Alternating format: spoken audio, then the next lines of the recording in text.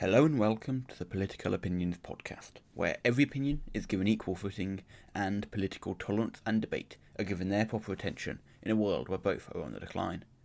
Today's episode will go over the different opinions on whether the government should regulate the press or not. Some claim that we today live in a post-truth world where facts do not matter, but rather ideas and beliefs do. This coincides with the rise of fake news, which is claimed to exist for both left and right-wing media. This has led for some people on both sides of the political spectrum to call for the press to be regulated in some way to ensure it promotes the truth, with some going so far as to say the press should also be regulated to ensure that it remains neutral. People are divided, however, on whether the press should be regulated or not, and that is what I'm going to cover today. In this episode, I will refer to regulation regarding fact-checking and neutrality, and not the actions of journalists in regard to, example, the phone hacking scandal of 2011, I believe. Anyway, the aim of this episode is not to try and argue for or against one side of the debate, but rather to highlight the different opinions on the topic and provide a comparison between them. I'll begin with the arguments in favour of press regulation, followed by the arguments opposed, with a comparison at the end. The first argument in favour of government regulation of the press is that combating fake news is an extremely important issue. Pointing to situations such as disputed claims in the 2020 US presidential election and disputed claims in the initial Brexit debate prior to the referendum and post-referendum, unregulated media are often accused of pushing agenda over facts. Some argue that without a regulated media, there will be a continued drive for propaganda over the truth, and it is argued that without truth, the world will become more divided, actions will be harder to take, and decisions will be worse as they are less well informed, and ultimately the general population will be far less educated. And as such, some argue that the truth should stand above all else, and so regulation is needed to ensure that the press only reports on the truth, and not either definitive objective lies or a skewed version of the truth which is designed to push a specific agenda. Those supporting regulation by the government or through an independent organisation established by the government also have faith in these institutions to properly regulate the press and prevent it from becoming a tool for the state and for example, suppression. If the government were bad and were able to exploit regulation for their own gain, it would not solve the problem but make it much worse. However, people on this side of the debate believe in the security measures in place to prevent a government from becoming tyrannical, such as elections, the courts, and other means such as the legislature, although in the UK it's combined, so it's a bit different. But these people essentially believe that the government and state are able to properly regulate the media, even if it is bad for them, for example, highlighting mistakes that the government has made. On the other side of this same coin, there is also a high amount of distrust in the media itself. Many people simply do not trust the media to act accordingly, especially privately owned media, of which the vast majority is, except for example the BBC. There are often accusations that they are pushing the agendas of their owners and editors, with especially in the USA and tabloids and newspapers in the UK being particularly criticised for pushing an agenda over the truth. For example, Rupert Murdoch is often accused of pushing his own agenda with all of the press that he owns. For example, he was accused of using The Sun to push for Brexit, he was accused of using Fox News to help Trump get elected, and he has been critiqued as often being nothing more than a man whose sole interest in regards to his newspapers is to push his own agenda rather than actually highlight the truth. And as such, some believe the press cannot be trusted to regulate itself and act properly, and so should be forced to do so by an external body. On the role of the press, some believe that the role of the press is merely to report the facts and nothing more. The role of the news and the press and the media should be, to some, to objectively state what has happened and not use it for any other means. The facts and events that have occurred are all that matter to some people, and nothing more should be reported on. And as such, the press should be regulated to ensure that it only reports on the objective truth. Some also believe in the benefit of neutrality, even if they disagree that the news should always be objective. This can take the form of, for example, showcasing multiple opinions on a topic from both sides, highlighting different opinions equally, etc. Neutrality is believed to be important as it shows readers and viewers both sides of a debate and means that they can make their own decision on an issue having been given all of the necessary information, and prevents, for example, US media from continually only pushing one side, being repeatedly critical of the other side, which some claim can even lead to an indoctrination of some sort. And then finally, some argue for press regulation on the grounds that without it, it merely creates more internal division. There is a link between the rise in the subjectivity of the press and increased divisions in Western culture between different groups, for example, the rich and the poor, the conservatives and the liberals, Remainers and Brexiteers, Biden and Trump supporters, etc., etc. And so to some, without seeing neutrality, and through receiving only propaganda essentially, constantly hearing the other party is bad, people may be less open-minded and subsequently less willing to engage in debate, and some have gone so far as to claim that through the increased subjectivity of the media, we have seen more instances of violence and aggression between different political groups that would not exist if people were more exposed to neutral reporting, and as such were not constantly, for example, fed a lie that one party is bad. If that's all you hear, you're probably going to leave that bad and be less open-minded than if it were neutral and you were fed more realistic truths rather than propagated facts. Moving on now to the arguments opposed to regulation. Firstly, there are those who believe the media can be trusted to act accordingly. One of the ideas is in self-regulation. Some believe that through self-regulation, the press should be able to formulate an organisation or idea or whatever it may be that is able to regulate it, whether it be different presses checking on each other or a formal agreement or even informal agreement between different press organisations, that they will strive to ensure that what they do is neutral. And there are also those who believe that the press itself isn't the problem. Essentially, there are those who believe that the press doesn't create ideas, but it's ideas which influence the media and the press. Essentially, this idea is that the press report on what their readers or viewers already believe on the basis that this is how they sell more editions and get more viewers, and that they are not the ones who push for ideas, but rather the ones who report on them, and essentially that they simply report on what already exists and what people already believe, for regulating them in this sense would not have the desired effect, because all it would do is create a decline in the media and press engagement, because people with a preconceived idea would no longer be able to read what they believe in a press format. Many people also do not trust the government or government-formed or government-created independent bodies to regulate the media on the basis that these institutions can be used to exploit the power that they possess and create a scenario in which the press is no longer neutral and is no longer free, but rather is used as a tool of the government for propaganda. For example, if we look at Nazi Germany, we can see that how all the press ran through the Ministry for Propaganda and People's Enlightenment, and as such even the so-called free press in Germany was controlled to some extent by the government,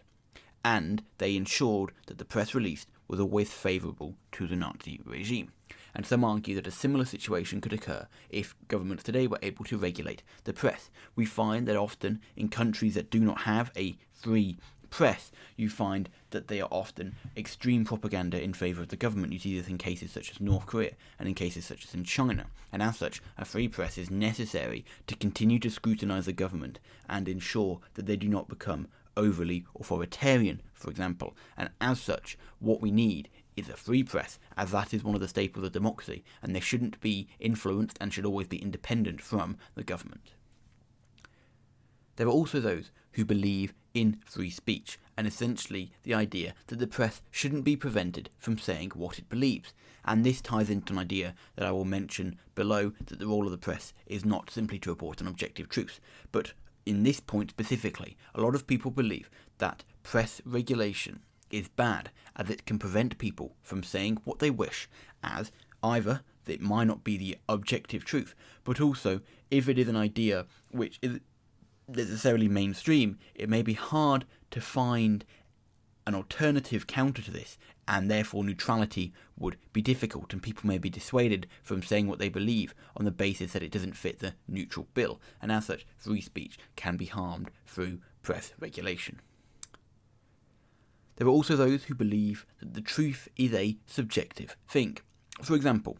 everyone reporting on an economic situation has a specific outlook on the economic scenario, and there are many different economic theories and groups that people align to.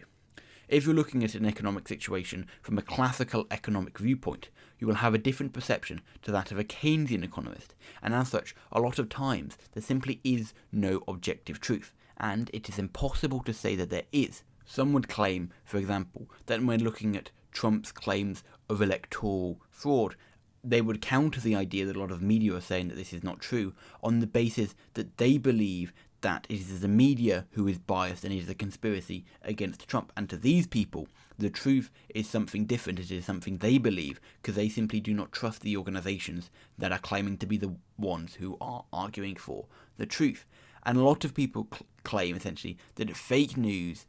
is a way to denounce views that you disagree with, on the basis that every single side in a political debate argues that the other side uses fake news, and as such it may be hard to truly discern which side is truthful, and may end up being used for ulterior motives, and to perpetuate a real truth, which is in fact merely another form of propaganda. Then on the role of the press, there are those who believe that the role of the press should be to report opinions and to push different agendas. As long as every side in this debate can do so, you're going to have a well-functioning spread of ideas. Obviously, if every single press in a country is only pushing right-wing ideas, you're not going to have this flow of information and these different political debates existing. But given that there are left-wing and right-wing media operating in the vast majority of Western countries, it can be argued that the press is merely doing its job in pushing the different ideas. And some would claim that it is unfair to say that merely by viewing one form of media, you will be indoctrinated.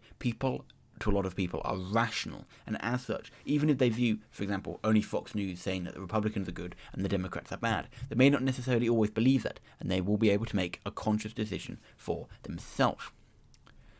And then finally, on the idea that neutrality can exist, there are those who argue that it cannot. This ties in to the idea that the press cannot be truly neutral, because at different times you are going to have to take a side on an issue. And then when questions arise of essentially what happens when two different groups disagree and what the objective truth is, for example, if the government has done something arguably good or bad, how can you say it is neutral in one specific area? Is it neutral to be critical of a government mistake, or is it neutral to say they've made these mistakes, however these are the positives of it? Is it neutral to say this economic idea has failed, or is it neutral to say this economic idea has failed, however it might work in other scenarios? So to some people it is impractical to actually argue for neutrality, because you can't ever really have it. You could provide, for example, equal screen time between different parties, such as the BBC and other UK news companies do in the build-up to general elections, but beyond that it is extremely difficult to actually argue for neutrality, just as it is extremely difficult to push for the real objective truth. Moving on now to the comparison. Firstly, on the role of the press, those supporting regulation believe that the role of the press is to report on the objective truth and nothing more, to essentially be the bastion of truth and to not be a propaganda tool to try and push for a specific agenda, but rather to highlight events that have happened and allow people to make their own decisions on it. However, those on the other side would say that the role of the press is to promote division. It is to promote disputed ideas. It's to bring all of these ideas into the public limelight and let people make their own decisions from that. And as such, even if you have a group pushing one specific agenda, it is better than them pushing purely the facts, because you are missing out on so many more important elements. Essentially, the deeper process behind every single event that occurs is not just the holistic, superficial kind of events and what has happened, but rather the deeper motives behind that, and they need to be reviewed just as much as the events themselves. On the question of fake news, those supporting regulation often believe that fake news is an ever-increasing problem, and, as such, strides should be made to ensure that the press only promotes the truth and is no longer allowed to support conspiracy theories and clearly disproven ideas on the basis that they are detrimental to a functioning society.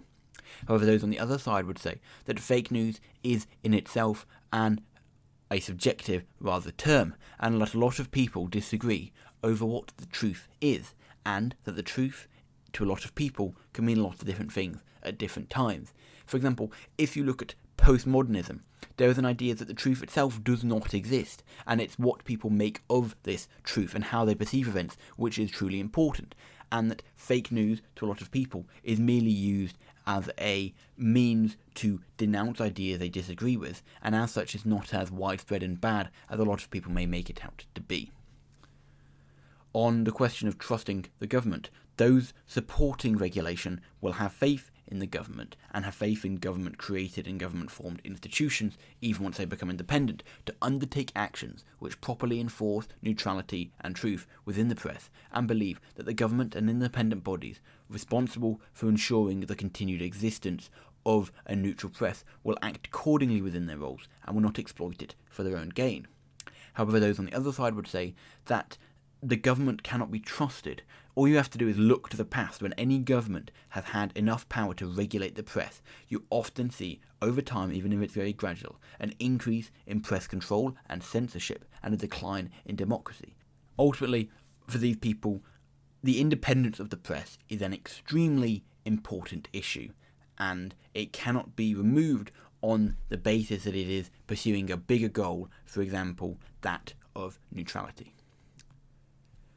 On the question of free speech, those supporting regulation would argue that free speech can still occur within the boundaries of a regulated press, on the basis that it can be neutral and that both sides of the free speech idea on whatever topic can still be covered, and as such, it's not merely one side perpetuating free speech, but both sides doing it at the same time.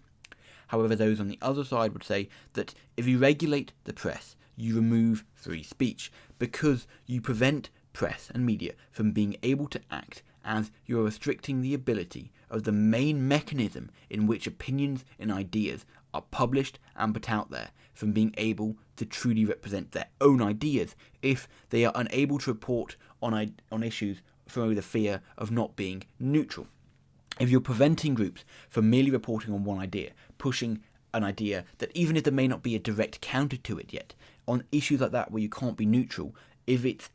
a regulation, they will not be able to do so, and as such free speech is being curbed, and this may extend further into the problems of the government over time, abusing their power and further reducing what free speech can include. On the question of neutrality and its benefits or costs, those in favour of regulation believe that neutrality is essential for social cohesion, as if people are constantly being fed the same opinions and the same arguments that the other side is wrong and that your side is right, and you're constantly being led down a single ideological route, you will be less willing over time to engage in debates with those on the other side, because you probably don't trust them and you're less willing to work with them, and as such, more social division exists. All one has to do is look at America to see the massive amount of division between competing political, economic and social ideologies to see that this is a real problem, and to a lot of people, the root cause of this problem is the press. However, those on the other side would claim that neutrality isn't possible, and that oftentimes you have to take a stance on a topic. They believe that social cohesion can't be achieved by merely highlighting other people's opinions, because people have preconformed ideas and preconceived views. They're not simply going to change them because they saw what the other side said. They can get that from anywhere, and it's not the press's role to ensure that they get that. If someone is more aware of the competing side, it doesn't necessarily mean they will be more open to their ideas, and some would claim that it is unfair to argue that through only seeing one side of a debate you are being indoctrinated. And then finally, on the question of does the press create or report ideas, those supporting regulation argue that it is the press who are the ones who create the ideas. The press use their information and their publishing power to promote the agenda and the ideas of their owners and editors, and some would argue that it is through these press releases in which ideas are created. For example, you could argue that a lot of the disputed ideas around Brexit were caused because different presses on different sides of the issue pushed questionable ideas and information and argued for their own side in order to benefit the worldview of their editors. However, if the press was regulated, they would argue that this would not occur, and as such, these weird and dangerous ideas that the press can often push around, especially if they're not necessarily true, could be prevented. However, those on the other side would argue that the press merely reports on pre-existing ideas, on the basis that it has to sell issues, and as such, it reports on what people want to hear. It knows its readers' ideological basis and uses that to sell more copies. They do not create ideas, but they report on them. As such, if you're constantly pushing an idea which no one agrees with, no one's going to read it, and as such it won't grow. But rather, you are merely reporting on the ideas that people already believe in. And as such, press reports, all they do is make ideas more accessible and provide more information to those that may have an idea, but may not be as well educated on it as others. And as such, regulation does not solve the problem, because the problem does not come from these people's viewpoint, from the press.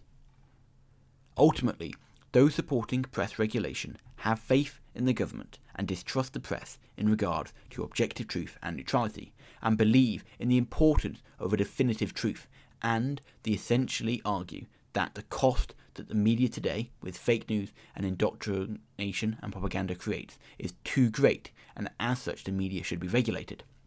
However, those opposing it believe in free speech and distrust the government in their efforts to regulate the press, and believe it could lead to tyranny and propaganda indoctrination for the government. And they also believe that the press has a wider role than just reporting the objective truth, and that they are not creating new ideas, but reporting on what already exists. Different countries take different routes to address this issue. In the UK, news channels, through the Office of Communications, or Ofcom, the independent regulator, are required to be neutral in their approach to, for example, general elections, through providing equal coverage for different parties and through presenting ideas on different topics, on different sides rather, of the same topic. However, the press and newspapers are not regulated, and as such a lot of people claim that they have caused disputes. However, in America, they have taken the no regulation approach, given that every single media outlet is private, and as such, some would claim that America is more divided as a result. However, those on the other side would again argue that this is not the press's fault, but rather it is the press reporting on the deep social and cultural divisions that already exist within America. Things may change following a massive controversy, for example, Trump's electoral fraud claims, which have been disputed and are continued to be disputed. However, it is likely in the future things are going to continue the way that they are. But anyway, what do you think on this topic? Is there anything that I missed or could do better? Let me know in the comments or on Twitter, and be sure to check back on Friday for another episode. Thank you for listening, and I hope to see you all soon.